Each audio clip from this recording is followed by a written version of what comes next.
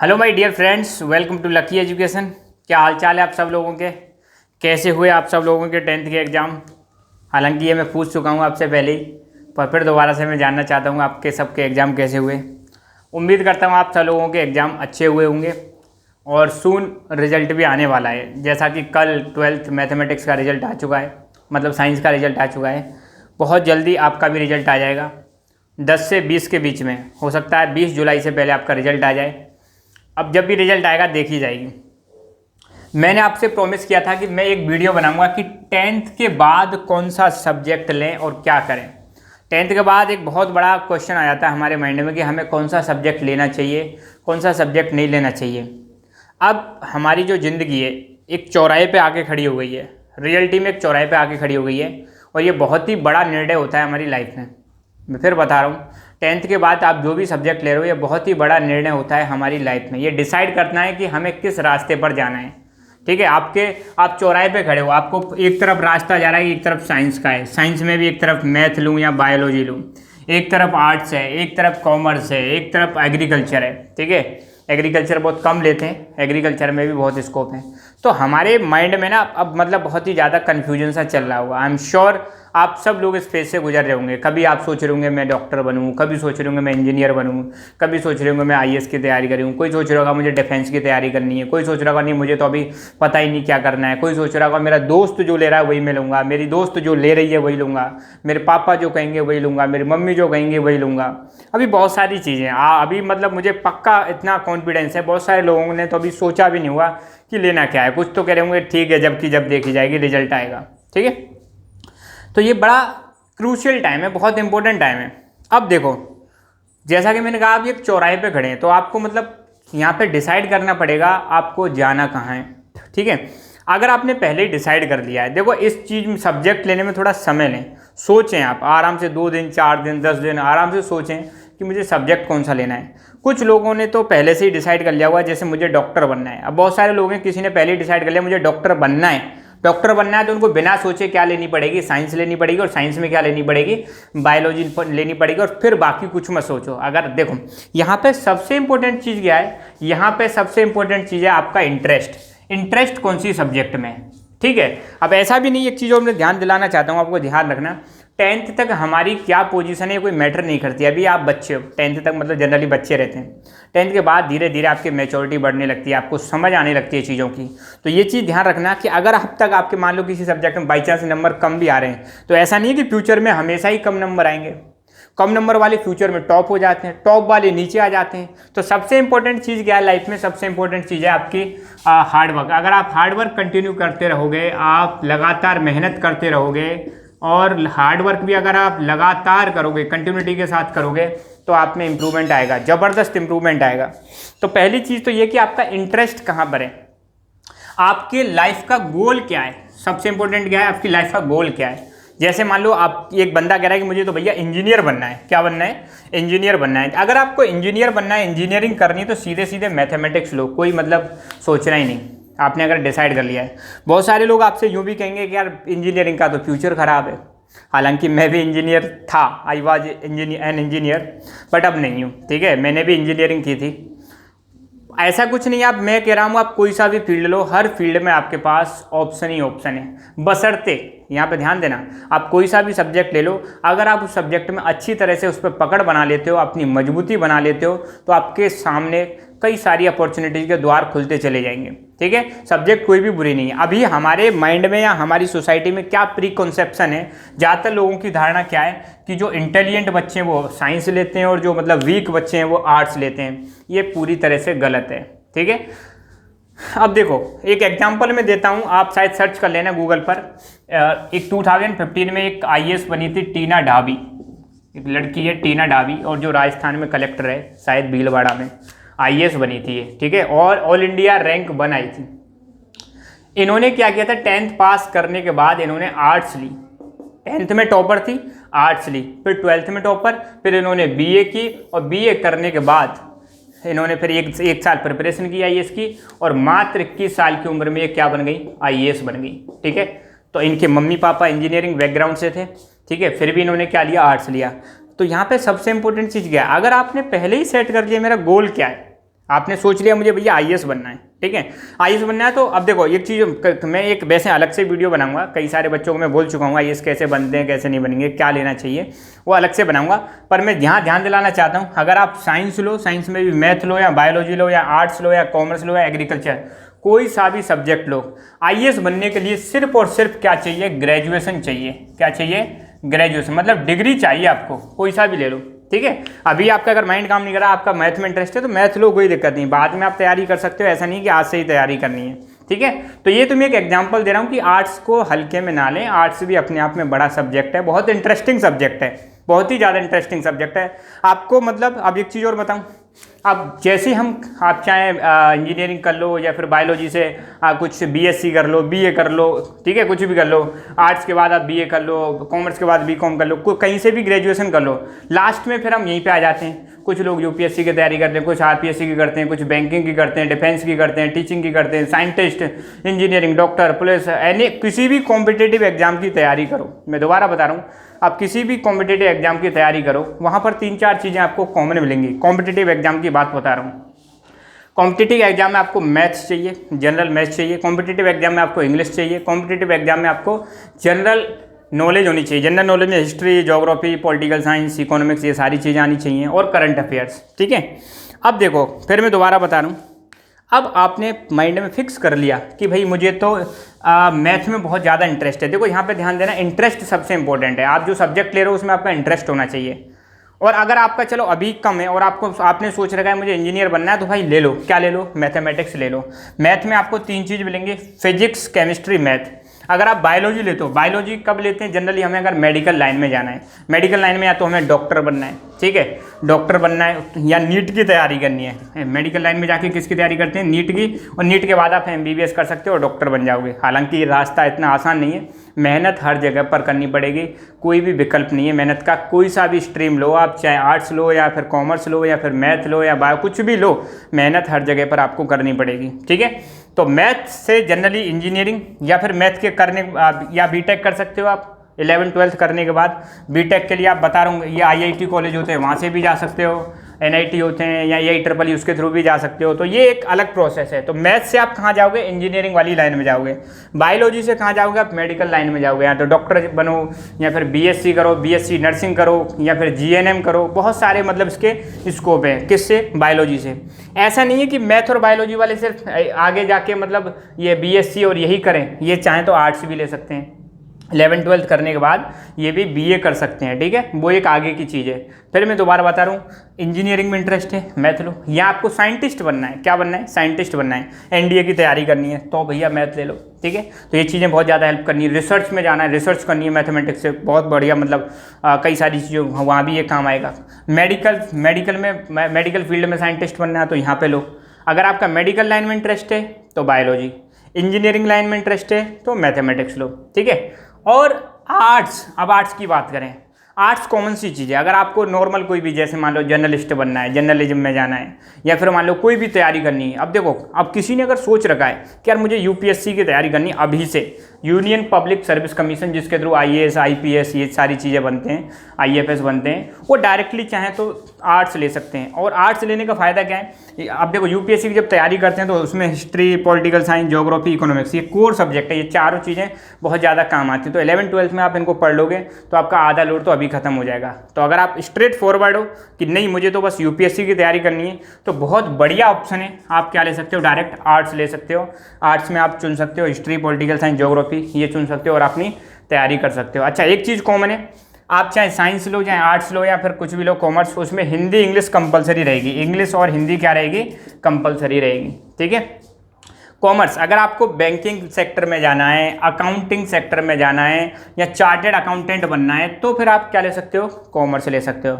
अब ऐसा नहीं है कि अगर मान लो जैसे मान लो आपने सपोज कॉमर्स लिया, नहीं चार्टेड अकाउंट बन पाए तो फ्यूचर ख़राब है। नहीं, फ्यूचर ख़राब नहीं है। आपके पास 12th करने के बाद ग्रेजुएशन कर सकते हो, बीकॉम कर सकते हो, बीकॉम के बाद आप कई सारे एग्जाम देते हो। नहीं, अगर एक जगह पर जो आपने सोच रखा नहीं होता है तो उसके अलावा बहुत सारे रास्ते होते हैं, ठीक है। लाइफ में कई बार तो हमें पता भी नहीं होता कि हमें यहाँ जाना है जाना इधर है, पर ऐसी मजबूरियाँ ऐसी हो जाती हैं कि आप दूसरी जगह पर चले जाते हो। ठीक है, मैंने कभी नहीं सोचा था कि लाइफ में टीचर बनूंगा भाई। ठीक है, स्टार्टिंग में इंजीनियर था, इंजीनियरिंग लाइन में था, 4-5 साल जॉब भी की थी मैंने मल्टीनेशनल कंपनी में, मगर अभी टीचिंग लाइन में और आपको ऑनलाइन टीचिंग में भी आ रहे हैं। तो कई बार ऐसा नहीं है कि सिर्फ आपको एक ही डायरेक्शन में जाना है। अब इंजीनियरिंग में अगर जॉब नहीं मिली तो बस ज़िंदगी ख़राब है, ऐसा कुछ नहीं है। अगर आपके पास टैलेंट है, अगर आपके पास नॉलेज है, अगर आपके पास कैपेबिलिटी है, अगर कुछ करने का आपके पास विल पावर है, तो आप कहीं भी अपनी मतलब अपने नॉलेज से कहीं भी अपना मतलब स्टार्ट कर सकते हो, अपना लाइवलीहुड स्टार्ट कर सकते हो, रोजगार स्टार्ट कर सकते हो। ठीक है, ऐसा भी नहीं कि अगर आपकी गवर्नमेंट जॉब नहीं लगी तो ज़िंदगी ख़राब है, तब भी आप अगर आपके पास कैपेबिलिटी है, टैलेंट है, स्किल है, तो आप मतलब कहीं भी कभी भी बेरोजगार नहीं रहोगे, भूखे नहीं मरोगे। तो सबसे इंपॉर्टेंट क्या है, आप जो भी स्ट्रीम लो, चाहे आर्ट्स लो, चाहे आप मतलब साइंस लो या कॉमर्स लो या एग्रीकल्चर, कुछ भी लो, उसमें आपको क्या करनी पड़ेगी, जी जान लगा के मेहनत करनी पड़ेगी। अच्छा, अब एक चीज़ और ध्यान रखना, 10th के बाद, अब देखो मैं फिर बता रहा हूँ, कॉमन सी चीज़ है, एग्रीकल्चर फील्ड में आपका इंटरेस्ट है तो ही जाना। यहाँ पर क्या है, कंपटीशन बहुत कम है, बहुत कम लोग लेते हैं, एग्रीकल्चर भी ले सकते हैं। ठीक है, कॉमर्स, बैंकिंग या अकाउंटिंग सेक्टर में जाना है तो कॉमर्स लेना है। आर्ट्स मैंने बता दिया, जनरली यूपीएससी या कोई भी गवर्नमेंट जॉब की जल्दी तैयारी करनी है, फटाफट गवर्नमेंट जॉब चाहिए, यहाँ पे जा सकते हो, डायरेक्ट तैयारी कर सकते हो, आर्ट्स ले सकते हो। और ध्यान देना, माइंड में ये चीज़ ध्यान रखना, कमज़ोर बच्चे आर्ट्स नहीं लेते। ये जनरली हम क्या समझते हैं, कमज़ोर आर्ट्स लेते हैं, ले भी ली तो फिर कुछ समझ में नहीं आएगा, जैसा कि आपने 10th में देखा था। अगर आपका इंटरेस्ट है तो ही लें। ठीक है, ऐसे नहीं कमज़ोर लेते हैं, और इंग्लिश मीडियम में तो स्पेशली बहुत कम लेते हैं आर्ट्स को। ठीक है, रीज़न यही है। अच्छा, एक चीज़ और ध्यान रखना, अब हमारी क्या है, जनरली हम क्या है, क्राउड को फॉलो करते हैं, भीड़ को फॉलो करते हैं कि ये इधर जा रहे हैं भेड़ चाल, मैं भी यही ले लूँ, मेरे दोस्त ये ले रहे हैं तो मैं भी ये ले लूँ। भैया भेड़ चाल ना चलें, भीड़ को फॉलो ना करें, आपने जो डिसाइड कर रखा है उसको फॉलो करें, आपका जो मन है, आपको जो बनना चाहते हो उसको फॉलो करें। पेरेंट और सोसाइटी प्रेशर, घर वालों का भी प्रेशर रहता है, मम्मी कह रही है साइंस ले, पापा कह रहा है मैथ ले। ठीक है, उनसे बोलो। अब ऐसे तो आपके घर वाले आई एम श्योर आपको सपोर्ट करेंगे, बट कुछ अगर रहते हैं तो उनको समझाओ कि नहीं पापा या मम्मी, मेरा इस चीज़ में इंटरेस्ट है, मैं ये चीज़ लेना चाहता हूँ, तो डेफिनेटली आपकी बात मानेंगे। ठीक है, नहीं मानते तो मेरी बात करा देना, मैं बात करके कोशिश करूँगा, कोशिश कर सकता हूँ, गारंटी नहीं दूंगा। ठीक है, लैक ऑफ नॉलेज, कई बार हमें नॉलेज नहीं होती तो हम कोई सी भी स्ट्रीम में चले जाते हैं, पीछे पछताते हैं। तो ध्यान रहना, मैंने जैसा कि बताया, अभी चौराहे पे खड़े हो आप। ठीक है, कहाँ पे खड़े हो, चौराहे पे खड़े हो, आप ध्यान दो, यहाँ पे आप खड़े हो, आपको जाना किधर है, अब ये डिसाइड करना है, अब इधर जाना है, इधर जाना है। लाइफ में पछतावा नहीं होना चाहिए, रिग्रेट नहीं होना चाहिए कि यार मैंने ये गलती कर दी। तो अभी समय है आपके पास, सोचो, विचारो, देखो मुझे बनना क्या है, कहाँ जाना चाहता हूँ। और सबसे इंपॉर्टेंट चीज़, एक बार अगर आपने सोच लिया कि मुझे ये सब्जेक्ट लेनी है, उसके बाद एक बार जो डिसाइड कर लिया, फिर उसके बाद कभी रुकना नहीं है, फिर उसके बाद सीधे जाना है। लाइफ में डिस्ट्रैक्शन नहीं होनी चाहिए किसी भी टाइप के। आपने अगर बायो ले ली तो बायो में जी जान लगा दो, अपनी जी जान लगा दो। देखो अब मैं बता रहा हूँ, हमारी जो अपनी जो मतलब लाइफ है, लाइफ में अब जैसे आपने सुना होगा 10th तक, मतलब चलो 10th तक तो आपका क्या फाउंडेशन रहता है, बेसिक्स रहती है, सब चीज़ें पढ़ते हैं। मगर ज़िंदगी में जो 11th 12th है ना, ये 2 ऐसी क्लासें बहुत ही ज़्यादा काम आती हैं। 2 साल पढ़ोगे, 2 साल में आपको मतलब बहुत सारी चीज़ें पढ़नी है, चाहे आप IIT की तैयारी करो, चाहे आप नीट की तैयारी करो। 11th 12th बहुत ही ज़्यादा इंपॉर्टेंट है। अच्छा, इनकी तैयारी आपको जी जान लगा के करनी है, और 11th को तो बिल्कुल हल्के में नहीं लेना है। बहुत सारे लोग क्या करते हैं, 11th क्लास को अंडर एस्टिमेट करते हैं, यार 11th में बोर्ड तो है नहीं, क्यों पढ़ें। ठीक है भाई, आपको डिसाइड कर लो, अगर आपको कुछ बनना है, करना है, तो 11th को हल्के में नहीं लेना है। 11th को और मतलब उसी तरह से पढ़ना है जिस तरह से आप 12th को पढ़ोगे, क्योंकि आपका अल्टीमेट गोल क्या है, कुछ बनना, कुछ करना, और कुछ बनने और करने के लिए हर चीज़ इंपॉर्टेंट है। और भी जो बच्चे जिनका बहुत ही बड़ा ड्रीम है, कुछ बड़ा करना है, उनके लिए मैं एक और सजेशन दूंगा, चाहे वो मैथमेटिक्स लें, चाहे वो बायोलॉजी लें, या फिर वो आर्ट्स लें, कुछ भी लें। अगर मैथमेटिक्स और बायो या मैथ ले रहे हैं तो उनके लिए एक मेरी सलाह है, मैथ या बायो वालों के लिए। पहले तो मैं बायोलॉजी वालों के लिए बता देता हूँ। बायोलॉजी वाले क्या करेंगे, 6 से लेकर 10 तक की NCERT की साइंस पढ़ लेना एक बार। NCERT की क्या पढ़ना है, साइंस वाली बुक ले आना। बायोलॉजी जो लेना चाहते हैं, 6th 7th 8th 9th 10th 5 किताब आएंगी NCERT की। अभी साथ की साथ में जो अब तैयारी स्टार्ट कर दी, अभी आपके पास बहुत सारा समय, घर बैठे आप पढ़ाई कर रहे हो, कहीं जाना न आना, अपॉर्चुनिटी को इस्तेमाल करो। तो 6 से 10 तक की बायोलॉजी की किताबों को एक एक करके पढ़ना स्टार्ट कर दो। ठीक है, या फिर साइंस की किताब को पढ़ना स्टार्ट कर दो, वहाँ पे साइंस भी क्लियर हो जाएगी, आपकी फिजिक्स भी क्लियर हो जाएगी, और बायो, क्योंकि फंडामेंटल बहुत ज़रूरी है, बेसिक्स बहुत ज़रूरी है। 11th में कोई बेसिक्स नहीं पढ़ाएगा ज़्यादा, फटाफट सिलेबस बहुत बड़ा होता है, और जब चीज़ें समझ में नहीं आएंगी तो खोपड़ी खराब होगी, और खोपड़ी खराब होगी तो फिर समझ में नहीं आएगा, मूड खराब होगा आपका। ठीक है, तो मूड खराब होने से बचाना है तो अपना जो फाउंडेशन है, हो सकता है आपका फाउंडेशन अच्छा हो, फिर भी मैं एक बार रिकमेंड करूँगा प्लीज़ 6 से 10 तक की जो किताब है साइंस की उनको ज़रूर पढ़ें। मैथमेटिक्स वालों को एक चीज़ और ऐड करनी है, साइंस की किताब तो पढ़नी ही पढ़नी है, साथ ही साथ में मैथ की किताब भी पढ़नी है। कहाँ से कहाँ तक? 6 से लेकर 10 तक की। 11वीं की पढ़ना स्टार्ट कर दो, ठीक है, साथ के साथ में एक एडिशनल वर्क दे रहा हूँ मैं आपको। जो मैथमेटिक्स लेना चाहते हैं 6 से लेकर 10 तक की मैथ की किताब भी पढ़नी है NCERT वाली, और साइंस की पढ़नी है। उसके बाद देखना आपका जो मतलब इंटेलिजेंस है वो कितनी बढ़ जाती है, आपके अंदर इतनी सारी क्वालिटीज आ जाएंगी, आपके अंदर इतना सारा निखार आ जाएगा, आपके अंदर इतने सारे चेंजेज आएंगे, आप खुद फील करोगे यार मज़ा आ गया। आपने NCERT किताब नहीं पढ़ी है, सो प्लीज़ मैथमेटिक्स वाले साइंस और मैथ दोनों पढ़ें। ठीक है, आर्ट्स अगर लिए आपने, आर्ट्स अगर ले रहे हो तो फिर मैं दोबारा बताऊंगा आर्ट्स में क्या करना है। SST की जो बुक हैं 6 से 10 तक, 6 to 10 SST की बुक, मतलब SST में एक कंबाइंड बुक आती है या अलग अलग आती है, NCERT की बुक ले आना, हिस्ट्री, ज्योग्राफी और सिविक्स, और 9th-10th में आपको इकोनॉमिक्स। तो ये चारों किताब 6 से 10 की पढ़ना है अगर आपको क्या लेना है, आर्ट्स। ठीक है, हालांकि मैंने चीज़ें बहुत बता दी हैं। अगर आपको कुछ बड़ा करना है, if you want to do something big, तो आपको कुछ बड़ा संघर्ष करना पड़ेगा। ठीक है, अब बिना कुछ करे मिलेगा नहीं भाई इस दुनिया में। अगर कुछ बड़ा करना है तो कुछ बड़ा अपने आप को संघर्ष भी करना पड़ेगा, अपने आप को तैयार करना पड़ेगा, अपने आप को प्रिपेयर करना पड़ेगा, अपने आप को रेडी करना पड़ेगा। ठीक है, आसानी से कोई चीज़ नहीं मिलती है। और अगर आपने मेहनत कर ली अभी 11th-12th में, सच बता रहा हूँ, आप देखना इसका मतलब बहुत ही ज़्यादा रिजल्ट आपको मिलने वाला है। स्टार्टिंग में 4-5 साल की मेहनत है, 11th-12th और 3 साल आपकी ग्रेजुएशन। 5 साल जी जान लगा के मेहनत कर लो, उसके बाद आसानी से नौकरी मिल जाएगी। 5 साल मेहनत नहीं करी तो ज़िंदगी भर फिर रोते रहना आराम से। तो ये टाइम है 4-5 साल का, और 11th-12th का तो बहुत ही क्रूशियल टाइम है। ठीक है, तो सब्जेक्ट का तो ये सिस्टम है, और मैंने साथ के साथ में क्या करना है ये बता ही दिया है। ठीक है, NCERT की बुक जरूर करें 6 से 10। मैथमेटिक्स है तो साइंस पढ़ें और मैथ पढ़ें, बायो है तो सिर्फ बायो पढ़ें, वो सॉरी साइंस पढ़ें 6 से 10 तक की। आर्ट्स ले रहे हो तो 6 से 10 तक की क्या करें, ये सारी चीज़ें पढ़ें। इससे आपका फाउंडेशन क्या हो जाएगा, मजबूत हो जाएगा। कॉमर्स ले रहे हो तो कॉमर्स में आपकी 9th-10th की इकोनॉमिक्स आ जाएगी उसमें। ठीक है, और ये चीज़ें आपको जो 6 से 10 तक की चीज़ें पढ़ रहे हो ये आपको इतना ज़्यादा हेल्प करेंगी, बहुत ज़्यादा हेल्प करने वाली हैं। एक छोटी सी चीज़ बता रहा हूँ, अगर मान लो मैथमेटिक्स ले लिया आपने 11th में, और सपोज आपको पाइथागोरस थ्योरम नहीं आती, ठीक है, और पाइथागोरस थ्योरम 9th क्लास में दे रखी है, 7th क्लास में दे रखी है, जब भी ट्राइंगल पढ़ते हैं, right angle triangle, Pythagoras theorem आ जाती है। तो बताओ बेसिक्स कंप्लीट होगा तो मज़ा आएगा कि नहीं आएगा। जब भी आप ट्रिग्नोमेट्री करते हो, ट्रिग्नोमेट्री में एल्जेब्रिक आइडेंटिटीज आती हैं, और एल्जेब्रिक आइडेंटिटी 6th-7th क्लास में आप पढ़ना स्टार्ट कर दोगे, तो सोचो अगर 6th-7th में आपने वो एक बार दोबारा से पढ़ ली तो कुछ जा रहा है आपका। साइंस की अगर बात करें, साइंस में आप मान लो सेल वाला चैप्टर पढ़ोगे तो सेल 9th क्लास में डिटेल में दे रखा है, 9th क्लास में पढ़ लोगे तो मज़ा आ जाएगा आपको, समझ रहे हो। अगर मान लो यहाँ पे अगर हम बात करें 11th क्लास की ज्योग्राफी ले ली सपोज आपने, तो ज्योग्राफी में कुछ छोटी छोटी चीज़ें आती हैं, लैटिट्यूड, लॉन्गिट्यूड, ये 6th क्लास में दे रखी हैं। अगर आपको लैटिट्यूड लॉन्गिट्यूड नहीं आते तो फिर दिक्कत आएगी पढ़ने में, तो पढ़ लो भाई 6th क्लास की चीज़ें, क्या जा रहा है आपका पढ़ने में, पढ़ना ही तो है। ये कभी अंडर एस्टिमेट मत करना 6th क्लास यार हम क्यों पढ़ें। ठीक है, तो ये चीज़ विशेष ध्यान रखनी है।